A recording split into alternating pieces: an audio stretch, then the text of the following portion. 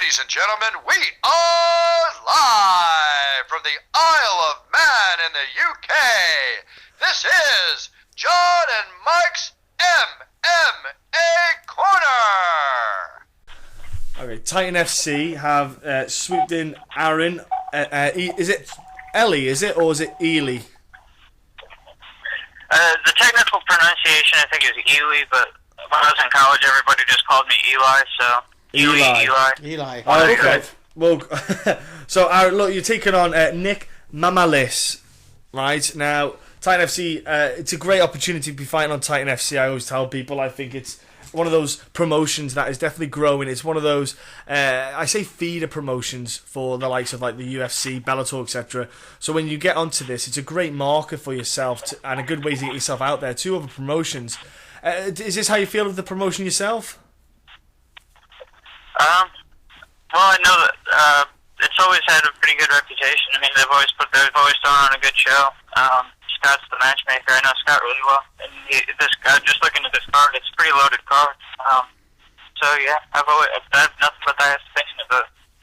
Yeah, they Aaron, you're right. Their cards are loaded, and that's a good thing. I feel. I think that it helps for fighters coming in, whether they've come from, for example, a regional show, or they've come down from the UFC because they got cut maybe for whatever reason.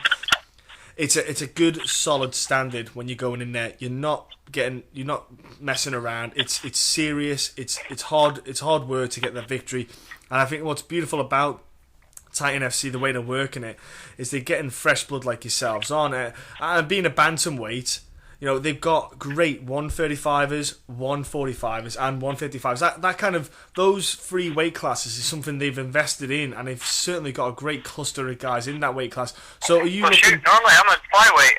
I'm normally a flyweight. I just took this at bantamweight because I knew that this guy's normally a flyweight, and I didn't want to cut as much weight. And I think he knew the same thing. Also makes sense. Oh, basically what you mean is... So I don't care about anybody in those weight classes, to be honest. Oh, no way. So you're looking forward then to... Is that because you just want to have a mince pie because it's Christmas? Is that why? Huh? Is that because you wanted to have a mince pie because it's Christmas time? No, that's just because going to 125 sucks normally. I mean, like, if I don't have to go that... If I can just fight at 135, a guy that's normally 120... Like, if we were fighting for a belt or something, obviously, or number one contender spot or something, obviously, I'd probably go down to 125 to do it. We would do that, but like since it's not that, it's just basically it's a fight to get built up in Titan. So I'm pretty sure we both just said, yeah, we'll just fight each other at 135 because so we don't have to cut as much weight. Like, why would we want to put ourselves through that kind of hell for what? You know what I mean?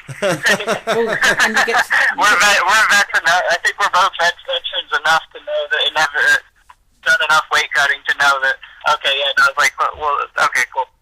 It's like one of those unspoken agreements. So is this your only time that you fought at bantamweight? What's up? Is this your first time you've ever fought at bantamweight? No, I fought a lot of fights at bantamweight. I've actually fought 2 MMA fights at 125 and two boxing matches at 125. Got you. Well, one thing I've noticed though with your career, it's very spread out. You're fighting, it seems. You know, you're not fighting every... Oh yeah, I took a couple of years off. I was pissed off after I lost to Dustin Ortiz. I thought it was stupid, and I was kind of pissed off. And I was just kind of pissed off where MMA was going. And I don't know. I just had to figure out what I wanted to do. Yeah, that was the RFA fight, wasn't it, with Dustin? Yeah. Yeah. So you had a break. Were you still training, or did you just have a break from fighting? What was? Oh yeah, I was always training. I always trained. It's just I just kind of walked away from competition. Really. And I'll never let myself get out of. I'll never get out of like shape. I'll always train. I'll always be in pretty good shape. Because like then I started, my mindset changes when I'm not in as good shape. Like my mindset, my body, the way people act to you. Like I don't know. Like I'm really health conscious. I know this is like one of the best ways for me to. This is one of the funnest ways I can stay in shape. I'll say it like that, mentally and physically. So then, what's your mindset now then? Because obviously you were not very happy with the way things were going in general with MMA. What kind of brought you back then? What changed your mindset? What got you the confidence to be back in there? Scott asked me if I wanted to fight on this show, and I wasn't doing anything better, so yeah. This is pretty easily swayed. Pretty easily swayed. I like it. And fighting's fun. Yeah. No, that's a good one to have. That's not bad fun. I was easily swayed over. So, it's nice to know that Aaron. I had a free evening. Yeah. Yeah.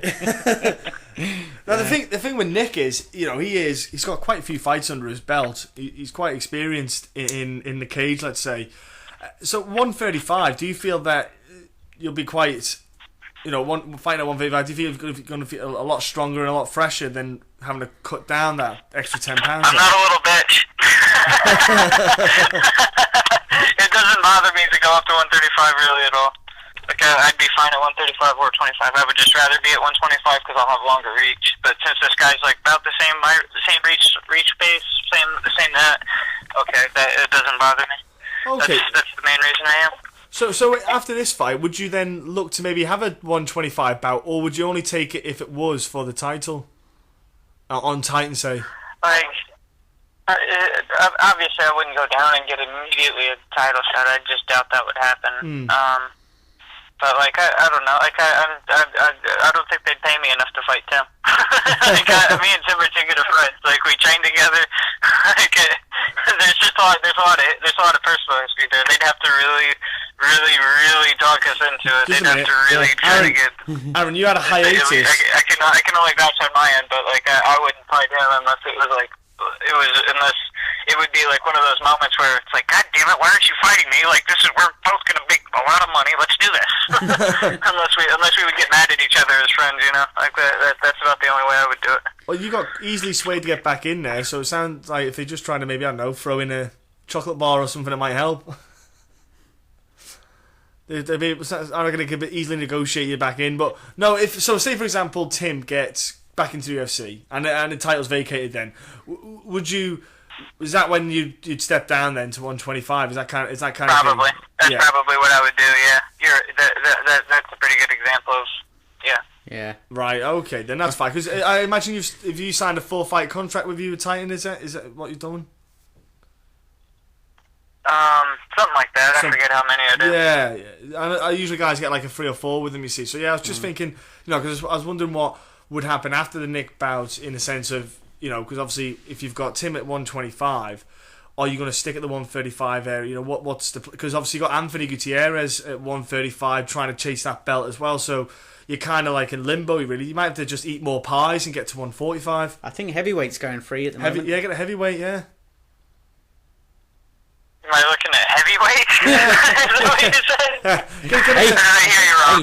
Yeah, no, get you yourself, can have Christmas Day every day. Yeah, get yourself up to heavyweight, and then that way you don't have the contrast. Cause, you don't have to worry about what belt the guys are going for. I'd look like a little gremlin or something. Hey, there's a few of them at flyweight. You'll be like a Cannonball going into the fight. You'll be fine. Oh my God, no! I know who I would look like. Actually, there's this wrestler. His name was Elijah Madison. He was like the shortest heavyweight ever. He looked like a little butterball, but he might have won D2s. Like he was really good. Yeah, he's a friend of mine. He's a friend of Mike's, yeah. Elijah Madison, you know him? No, not really. I just wanted to see you go awkward. I was going to say, what? No, well, I tell you what. You'd be good at rolling. Yeah. You just wouldn't be able to stop rolling. Yeah, no.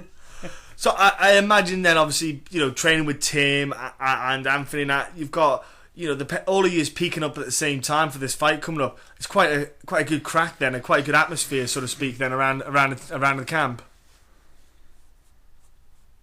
Yeah, no. Well, we're all zeroing in on the fight, so like we're just sharp, and we're giving each other pretty hard goes. So. Yeah, so that's the game, man. That's what we do.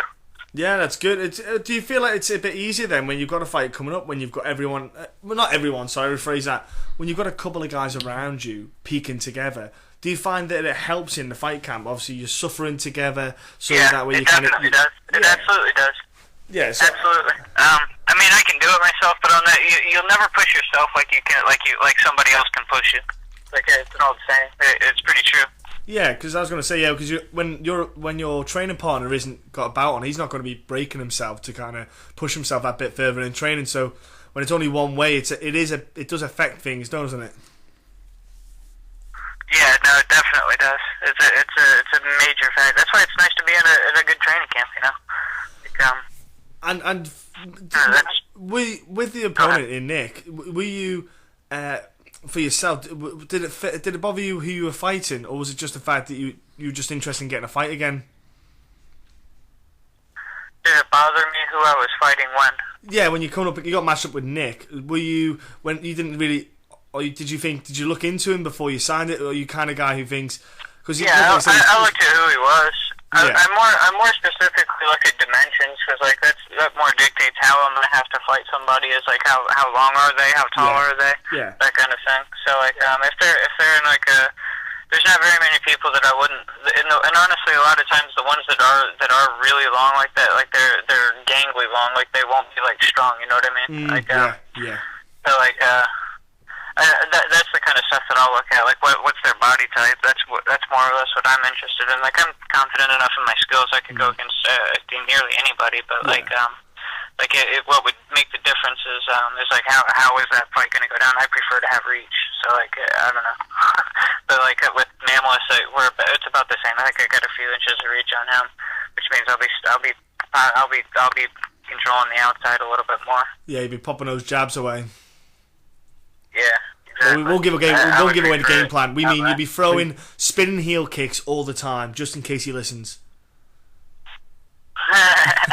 No, he can do those as much as he wants. I'll be tagging him up. Aaron, punishment. I'll be honest. We're going to be watching. We're in the UK, and we're going to be tuning in to the fight card itself. So it's so easy now. It's easy now on Fight Pass. But the thing is, Aaron, we are going to look forward to watching you compete. You see, because we know the guys, like you say, Anthony. We've seen what he can produce. We've seen Tim.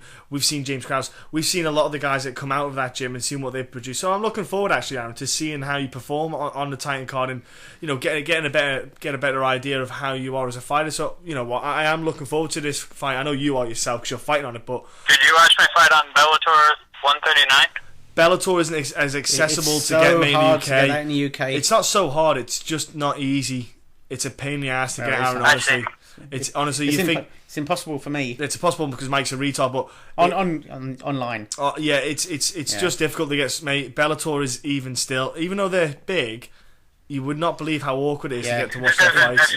Honestly, mate, It's recently. If you've got Sky, I think you can do a link up with. There's not Skies, mate, so they don't have it in the States. But it is. It's awkward, mate. Honestly, it's not. Bellator's not as accessible here as it is in the States.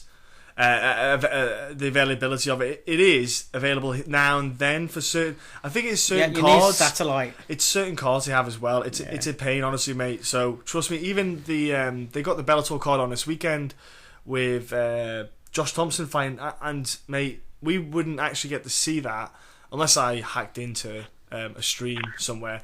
It would be like 2 weeks, mate, till I probably saw it on TV.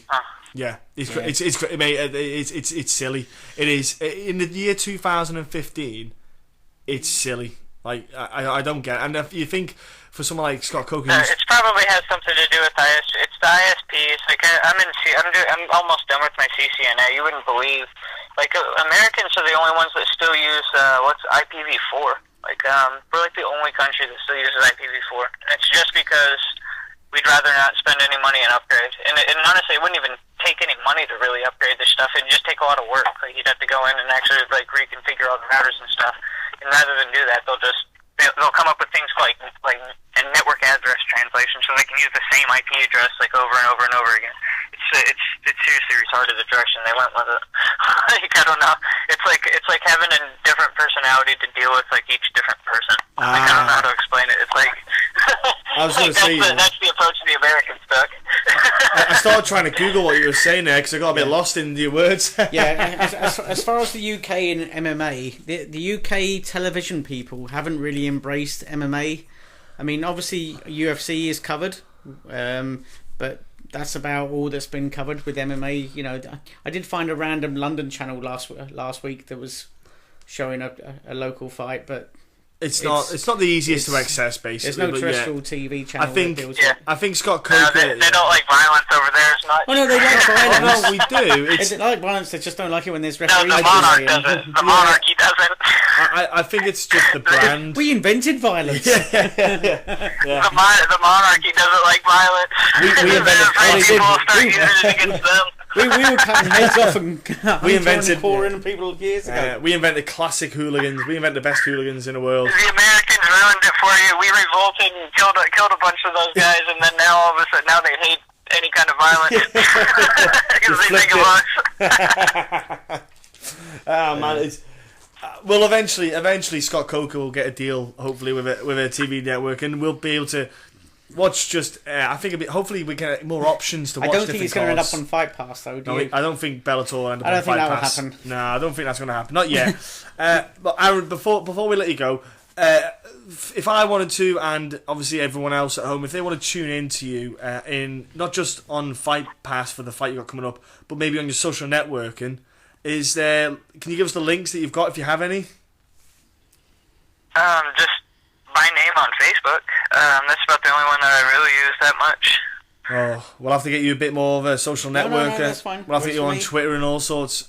We'll have to get you sort that out. And what about your sponsors, man? What sponsors you got there helping back you up? Well, I did have. I'll have to talk to Scrap Soldier. Usually does my banners and whatnot. Vericoin. It's a cryptocurrency. It's kind of like Bitcoin, but Yeah. it's like I don't know. It's unique. It would hold. It's each crypto. A lot of different cryptocurrencies. They have different hashing algorithms. They have different they have different proof of work schemes. They have I don't know. There's a lot of intricacies that go into them, but like that's one of the cryptocurrencies that I got sponsored by, and but those are the two major ones that I have right now. There are a few other companies. JJ Abels, he's the guy that with Vericoin. That he had me hooked up with. I'll have to get in touch with him. Make sure that next I can get the banner made and everything. I think I might. I wasn't going to because I didn't really have any sponsors this time around. But Dude, you've got to be on Fight Pass, man. There's going to be a lot of opportunity for marketing. There's going to be companies out there. I'm telling you, I think it'd be silly if they weren't going to Homes be all over the world. Yeah, it'd be crazy if they didn't jump on top of that. And obviously, do you want to? We mentioned some of the guys you train with, but do you want to give any shout outs to your coaches in particular, or any training partners, friends, family, your lucky parrot, and all that stuff? Yeah, well, family for the help and support, and what's it called? And yeah, Tim, James, and Anthony, and Brian Davidson. Like pretty much just everybody I train with, you know. And and I did a lot of training over at ATTHD, so those guys too, you know. Like they're all a part, and they all know who they are. I let them know all the time. Oh. But yeah, but for this purpose, James Krause, Tim Elliott, Anthony Gutierrez. Okay, and now thank you very much for coming on. I want to say, Aaron, have a great fight against Nick.